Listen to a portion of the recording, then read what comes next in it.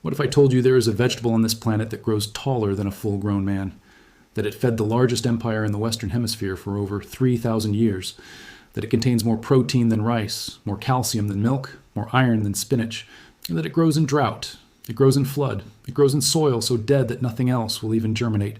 That NASA looked at every crop on Earth and selected this one for deep space missions? And that the United States of America, the most powerful agricultural nation in history, officially classifies this plant as a noxious weed, a worthless invader, something to be sprayed, burned, and eradicated from every field in every state? What if I told you that this classification is not an accident? That it is not based on science, that it is based on money, $14 billion a year in herbicide money, and that the vegetable they are spending $14 billion to destroy is the same vegetable that could end protein deficiency in every developing nation on Earth for essentially zero cost? You would say that is impossible. You would say no single plant can do all of that. You would be wrong. Because this plant does not just do all of that. It does something that no other major crop on the planet can do. It produces a complete protein, all 9 essential amino acids, in a single leaf, from a single seed, without irrigation, without fertilizer, without a single dollar of investment.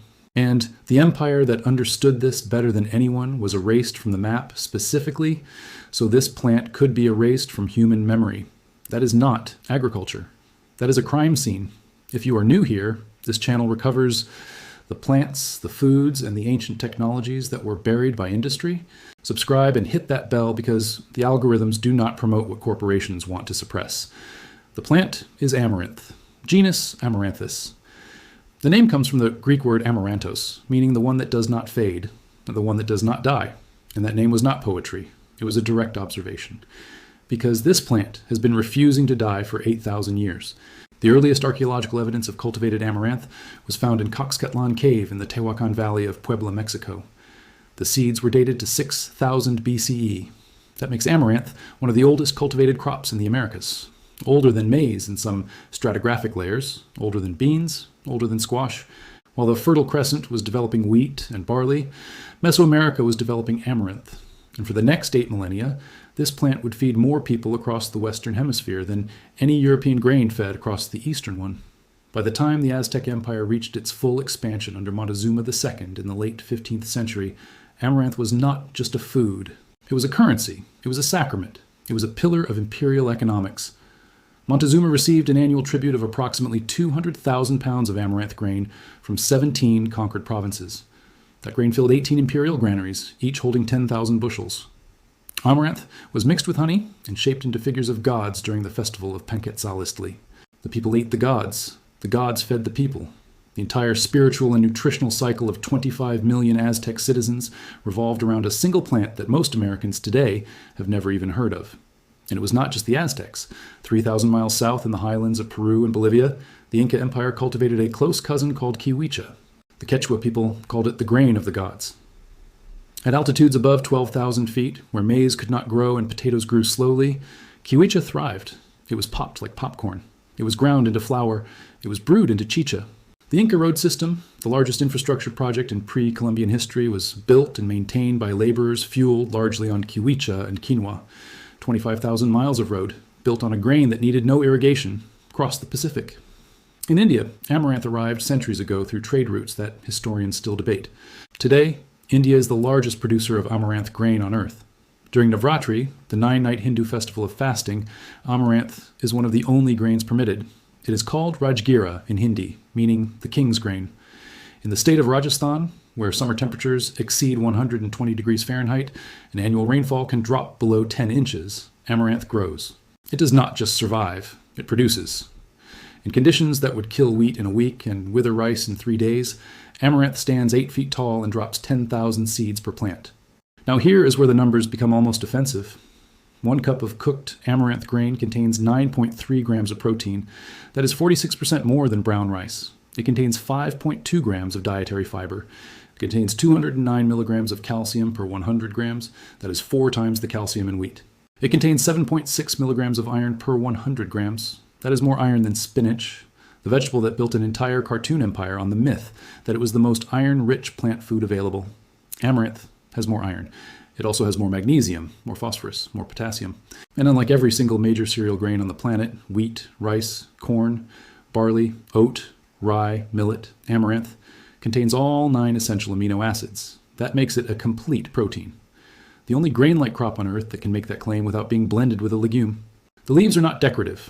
100 grams of cooked amaranth leaves deliver 28 calories, 2.1 grams of protein, 641 milligrams of potassium, 41 milligrams of vitamin C, and 209 milligrams of calcium.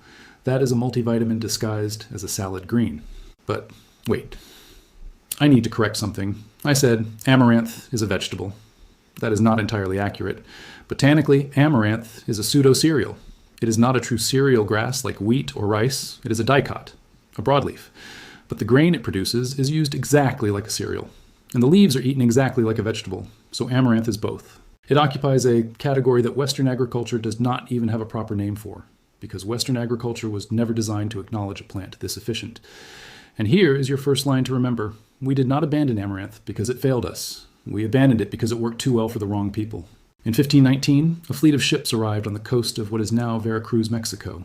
The commander observed the Aztec Empire and recognized immediately that amaranth was not just food, it was power. It was the caloric backbone of military logistics. It was the spiritual glue of religious ceremony. And it was grown by every household, independently, without centralized control. That made it dangerous, not to the body, to the system. Within 2 years of the conquest, a decree was issued.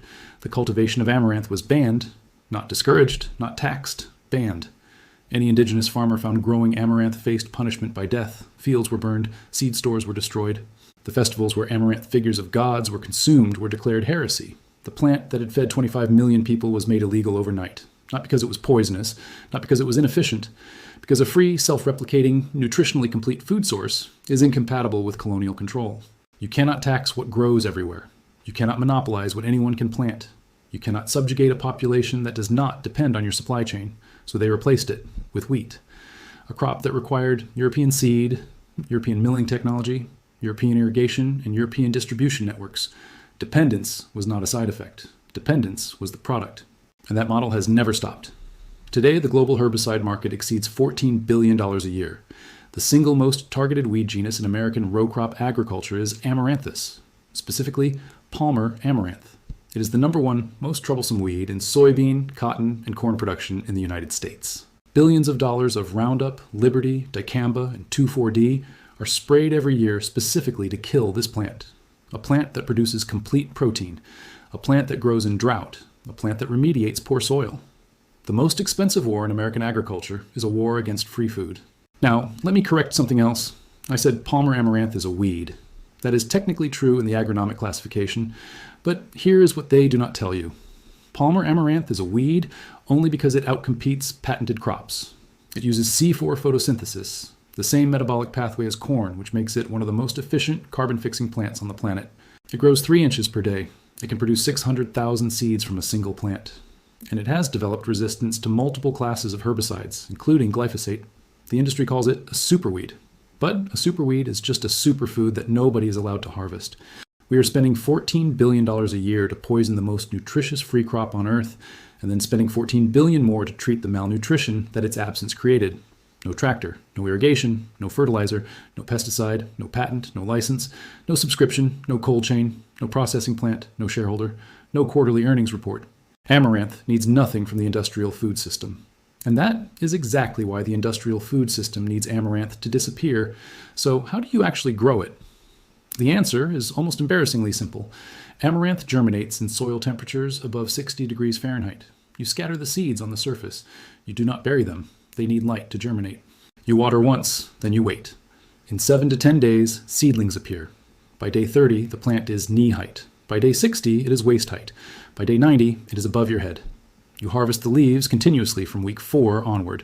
The more you cut, the more it branches. You harvest the grain when the seed heads turn golden and begin to droop, typically around day 100 to 120.